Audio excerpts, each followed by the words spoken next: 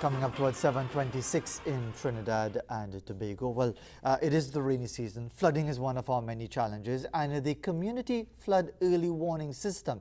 It's a 2-year project being implemented by the UNDP, which is the United Nations Development Programme, in collaboration with a number of stakeholders. The system provides real-time data to alert agencies and the community of impending flood events.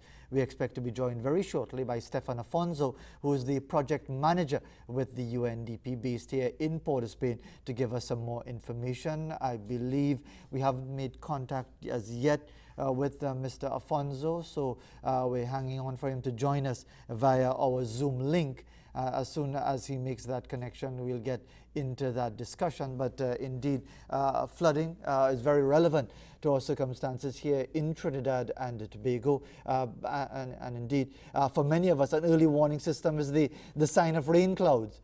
From the time you see those clouds building up, there is the concern that inevitably in flood-prone areas, especially low-lying areas of Trinidad and Tobago, which are flood-prone, that there will be concerns in that area. But just as we're waiting to be joined by Mr. Affonso, in fact, he is with us now. Stefan Affonso, very good morning to you. Thanks for joining us. Hey, good morning, Fazir. Good morning, everyone, for the listeners and viewers.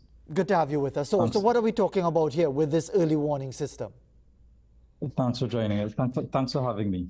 So the early warning system is a project that's funded by the European Commission Humanitarian Aid Operations and the United Nations in conjunction with the national partners, Office for Disaster Preparedness and Management, Tobago Emergency Management Agency, Water Resources Agency, Ministry of Rural Development, Local Government, Ministry of Works and Transport, Trinidad and Tobago Meteorological Services, TTMS, or Met Services as we commonly know it.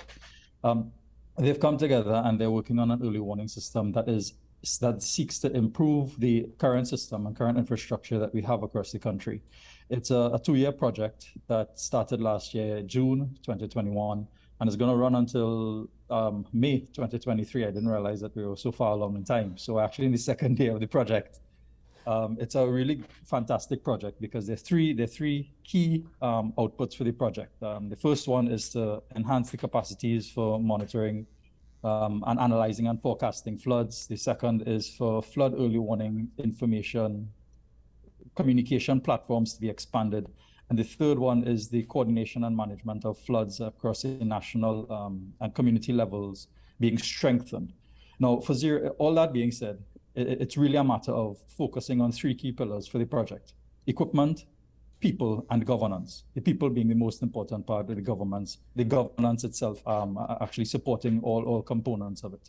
So feel free to let me know if you have more questions. Sure. I just didn't want to interrupt you as you're giving this the broad outline, but from what we understand, from what we understand, the part of the project involves the installation of flood gauges in 7 communities, and if I could mention the communities, 2 are in Tobago at Crooks River and Bacalet River, 5 in Trinidad, Couva, Caroni, the Maraval River, Cunupia, Papuri, and Diego Martin. Are they already in place and are they functioning? So the civil works for the project, the civil works for the installation of the stream gauges has already been installed. What we're waiting on is these actual stream gauges to arrive into the country, and those should be coming on stream in the next few weeks. So if I could just go back to, and please feel free, I don't want it to feel like a monologue. Right. So going back to what I was mentioning before in terms of the equipment, yes, the stream gauges is part of the equipment. It's actually the fulcrum of the project. But in addition to that, we have a high-speed computer that is already in the possession of our national partner, Water Resources Agency, and they're working. And this is to be used for really flood forecasting. So the computer could produce flood models within 24 hours or less, based on forecasts and information and data that could be inputted into the system. And sorry, go ahead. Go right ahead. Mm-hmm. Go ahead.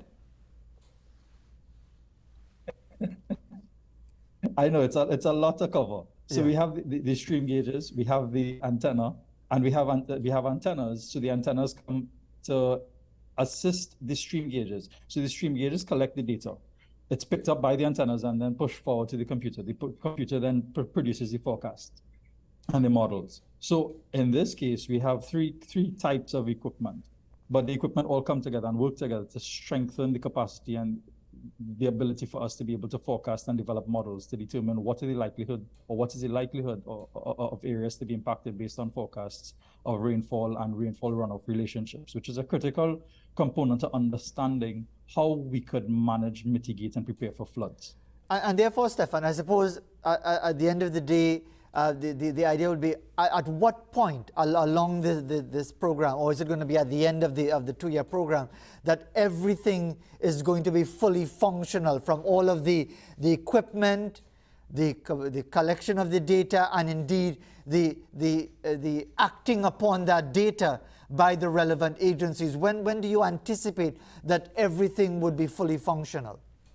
Well, within the context of the project, there is already infrastructure. So let me make that clear.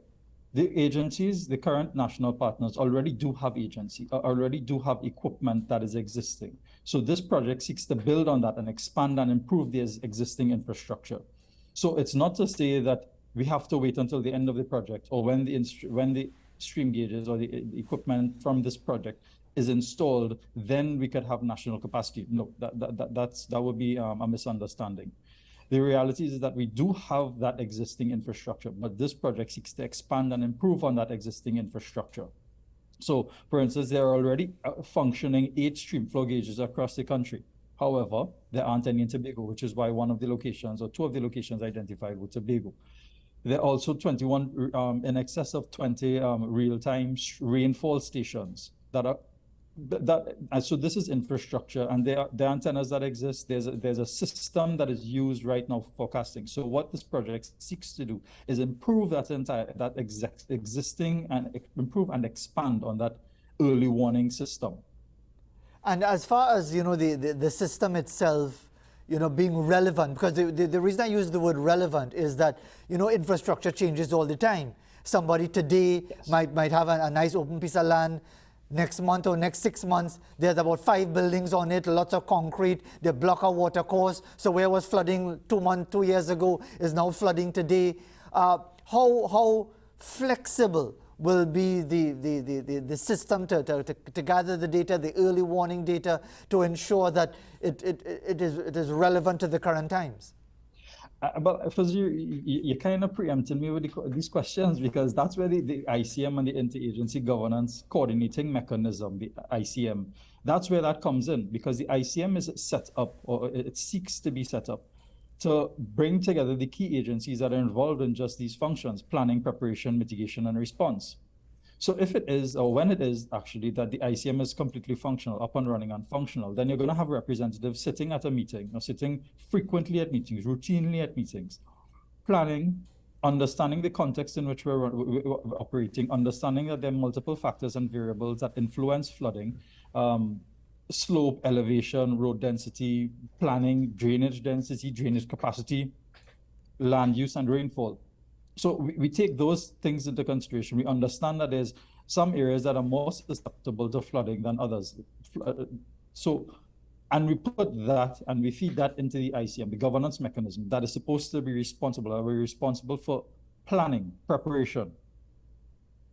And that will be able to guide us, in addition to the information from the equipment, from the forecasts, to determine the likelihood and impact of flooding. And I know this might be an interesting or tricky question, but how early is the early warning? Because by definition, you don't want to know that you're flooding when you see your mattress floating outside, because it's kind of obvious. So the way I'm framing the question that way is that for example, is there going to be, forgive the stupid question, is there going to be a sensor at some point on El Tucuch or Cerro de la Ripa or whatever, that when it picks up a certain amount of rain, that it says in 36 hours or so, you could expect flooding in the lowland area? Well, Fazir, I would just like to correct you. There's nothing like a stupid question. We all learn from every single question that's asked. So in terms of the flood forecasting and the modeling and the early warning system, it seeks to provide an early warning as early as functionally possible. That being said, once we can have the information, and that's the purpose for the high-speed computer. But in addition to the high-speed computer, so to answer your question, it seeks to produce a model within 24 hours or less of having the information available. So that being said, If it is that there are forecasts for weather systems and weather patterns days in advance, the likelihood of that reaching to the country, the likelihood of the impact on certain regions in the country, those will all be factored into the modeling process and the forecasting process so that we can determine ahead of the actual impact of the system that this area or these areas are likely to flood. What are the necessary preparatory or mitigatory actions that could be taken for us to be able to reduce losses? But I would also like to add to that for you, not to cut you off, but that in addition to these systems and the equipment and the governance, there's a need for individual capacity building, that individual resilience, community resilience, which is where we have our partner, Ministry of Rural Development and Local Government, who works really hard at pushing the community emergency response training. And under the project, we've been able to merge the community emergency response training program, CERT, and community hydrological observer training, which is led by the Water Resources Agency. I'm trying to stay away from the acronym. It's just so quick for me to just rattle off the acronyms, but I'm trying my best to stay. I know, is that UN thing? Because we have a whole series of acronyms, left, right, and center, like UNDP, for example. But in the time that we have available, before we conclude our discussion, Stefan Affonso, as project manager, are you satisfied that this particular exercise is moving along as you would like it to? There are always different challenges, maybe some anticipated, some not, but are you satisfied that this project is moving in the right direction? Oh yes, definitely, Fazir. The national partners, as I've listed them before, have from the onset have been on board with this project. They've all been doing everything that they could because they understand and they appreciate the value of this and impact of this on the communities and the wider national community and the national capacity to be able to respond. So linking this back to a statement made by our UN Secretary General Antonio Guterres, he indicated last month that all UN or all individuals within the next 5 years should be covered by an early warning system. And bringing that nexus, that connection between the role and function of the national partners and the statement, we recognize that there is a lot of support from the executive and the technical staff of the agencies, because almost every week, multiple times a week, we meet, we discuss, we try to troubleshoot if there are any issues, but very seldom are there issues. So we have the support from the partners on this project, and it's moving along really well. Stefan Affonso, Project Manager with the UNDP, which is the United Nations Development Program. We want to thank you very much indeed for taking the time to be with us this morning. Thank you very much. You're more than welcome. 7:38 coming up towards 7:39 in Trinidad and Tobago as we head to another break. This one is that of hummingbirds, with the mother taking care of a couple of babies. This is sent by Rollins Amar out in the Northwest Peninsula at Point Comana. We'll be right back.